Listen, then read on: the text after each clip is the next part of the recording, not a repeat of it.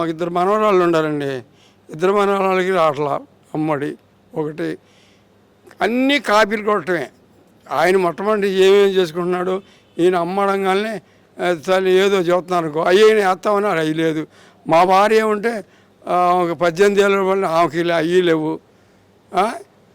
ఏందిరా అంటే ఏం చెవ అంటే ఎగదింగ చెవ. ఎగ్గొడతానికి ముందు ఏమి ఇస్తున్నారు దేవుడు తెలుసు అండి, ఏమి ఇచ్చేది ఏమైంది. కానీ అన్నీ ఇచ్చాం. విద్యాశాఖ మంత్రి నారా లోకేష్ గారు ఏమంటున్నారంటే విద్యా వ్యవస్థ చాలా బలంగా పనిచేస్తుంది, నేను వచ్చాకనే.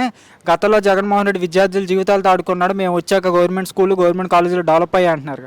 అందరిని జైల్లో పెట్టి ఆడుకుంటున్నాడా? అందరిని జైల్లో పెట్టి జైల్లో పెట్టి మోసం చేసి ఇది చేసేస్తే ఇవన్నీ అందరు చూస్తున్నారు. రేపు నెక్స్ట్ జగనే వచ్చేది. ఆ విషయాన్ని బట్టి తర్వాత ఇంకా రాడంటున్నారు, రానివ్వంటున్నారు. వీళ్ళ ఇష్టం కాదు కదా రానిటోను. పై దేవుడు ఉన్నాడు, కింద ప్రజలు మేము ఉండం.